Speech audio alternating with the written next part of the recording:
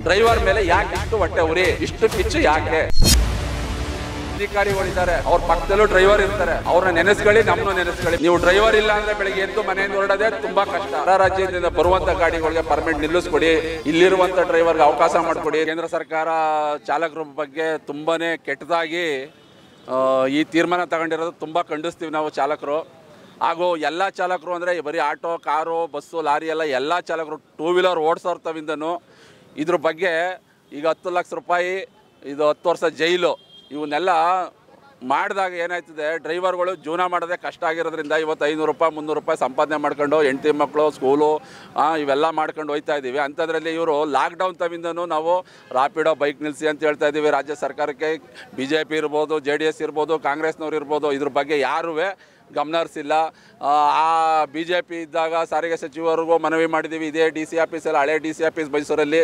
ಈಗ ಮತ್ತೆ ನಾವು RTO ಹತ್ರನೂ ಹೋಗಿ ಕೇಳಿದಾಗ ಇಲ್ಲಪ್ಪ, ರಾಜ್ಯ ಸರ್ಕಾರದ ಆದೇಶ ಬರಬೇಕು, ನಾವು ಅಲ್ಲಿ ಗಂಟೆ ಏನು ಮಾಡೋಕ್ಕಾಗಲ್ಲ ಅಂತ ಹೇಳ್ತಾರೆ.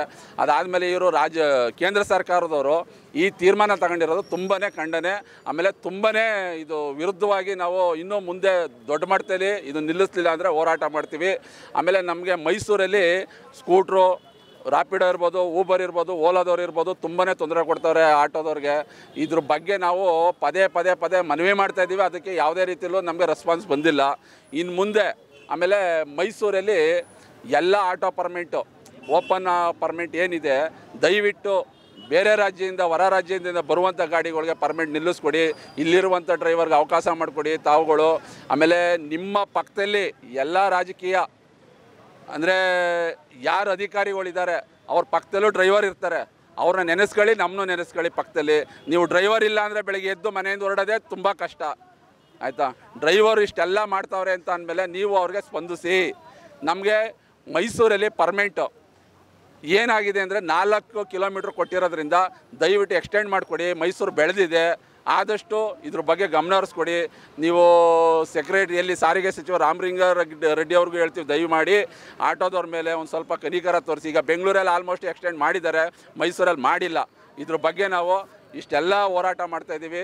ಇವತ್ತು ಕಾಲ್ನಡಿಗೆ ಮುಖಾಂತರ ಇಷ್ಟೆಲ್ಲ ಜನ ಸೇರಿ DC ಅವ್ರಿಗೆ ಮನವಿ ಕೊಡ್ತಾಯಿದ್ದೀವಿ. ಸರ್, ನಮಗೆ ಕೇಂದ್ರ ಸರ್ಕಾರದ್ದು ತುಂಬ ನೋವು ತಂದಿರೋದ್ರಿಂದ ಅದನ್ನು ಆದಷ್ಟು ಇವರು ನಿಷೇಧಿಸಬೇಕು ಅಂತ ಕೇಳ್ಕೊಳ್ತೀವಿ. ಸರ್, ಇದನ್ನು ತಂದಿರೋದು ತಪ್ಪು ಅನ್ನೋದಕ್ಕಿಂತ ಇವರು ವೈಟ್ ಬೋರ್ಡು, ಉದಾಹರಣೆಗೆ ಅದನ್ನು ನಾನು ಹೇಳ್ತೀನಿ. ವೈಟ್ ಬೋರ್ಡು ಮೊನ್ನೆ ದಿನ ನಮ್ಮ ಡ್ರೈವರು ಮೈಸೂರಲ್ಲಿ ಒಂದು ಸಣ್ಣದು ಆಕ್ಸಿಡೆಂಟ್ ಆಯಿತು, ಅದು ಗಾಡಿ ಸ್ಕ್ರ್ಯಾಪ್ ಮಾಡಿದ್ದಾರೆ. ನಾವು ಹೋದೋ ಇದಕ್ಕೆ ವೈಟ್ ಬೋರ್ಡು DL ಇವ್ನು ಬ್ಯಾಡ್ಜ್ ಇಲ್ಲಪ್ಪ, ನಾವು ಗಾಡಿ ಕೊಡೋಕ್ಕಾಗಲ್ಲ, ರೆಡಿ ಮಾಡ್ಸೋಕ್ಕಾಗಲ್ಲ ಅಂತ ಹೇಳಿದ್ರು. ನಾವು ಅದಕ್ಕೆ ಏನು ಮಾಡ್ದೋ, ಇಲ್ಲ ಸರ್, ಕೇಂದ್ರ ಸರ್ಕಾರ ಇದನ್ನು ಆದೇಶ ಹೊರಡಿಸಿದೆ, ನೀವು ಅದನ್ನು ಆದೇಶ ತರಿಸ್ಕೊಳ್ಳಿ RTOದಿಂದ, ನೀವು ನೋಡಿ ಅಂತ ಅಂದಮೇಲೆ ಇಲ್ಲ ನಾವು ಬ್ಯಾಡ್ಜ್ ಇದ್ದರೆ ಮಾತ್ರ ಇದನ್ನು ಕ್ಲೈಮ್ ಕೊಡ್ತೀವಿ, ಇಲ್ಲ ಕೊಡಲ್ಲ ಅಂತ ನಮಗೂ ಅವರು ವಾದ ನಡೆದು ಕೊನೆಗೆ ಇದನ್ನು ತೀರ್ಮಾನ ತಗೋತೀವಿ ಅಂದ್ಬಿಟ್ಟು ಇನ್ಸೂರೆನ್ಸ್ ಅವರು ಇದನ್ನು ರೆಸ್ಪಾನ್ಸ್ ಮಾಡ್ತಾಯಿಲ್ಲ. ವೈಟ್ ಬೋರ್ಡ್ ಇದ್ದರೆ ಯಾವುದೇ ಇನ್ಸೂರೆನ್ಸ್ ಕಂಪ್ನಿಯವರು ಬ್ಯಾಡ್ಜ್ ಇಲ್ಲದೆ ಅಂದರೆ ಇದನ್ನು ಯೆಲ್ಲೋ ಬೋರ್ಡ್ಗಳು ಕ್ಲೈಮ್ ಕೊಡಲ್ಲ. ಹಂಗಾಗಿ ನಮಗೆ ತುಂಬಾ ತೊಂದರೆ ಆಗಿದೆ.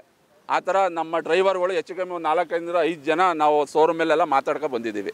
ಇದನ್ನು ದಯವಿಟ್ಟು ಸರಿಪಡಿಸ್ಕೊಡ್ಬೇಕು. RTO ಅಧಿಕಾರಿಗಳಿರ್ಬೋದು, ಸಚಿವರಾಗಿರ್ಬೋದು, ಸಾರಿಗೆ ಸಚಿವರಾಗಿ ಇದನ್ನು ಗಮನ ಹರಿಸಿ ಮೈಸೂರು ಚಾಲಕರಿಗೆ ಒಳ್ಳೇದು ಮಾಡಿಕೊಡಿ.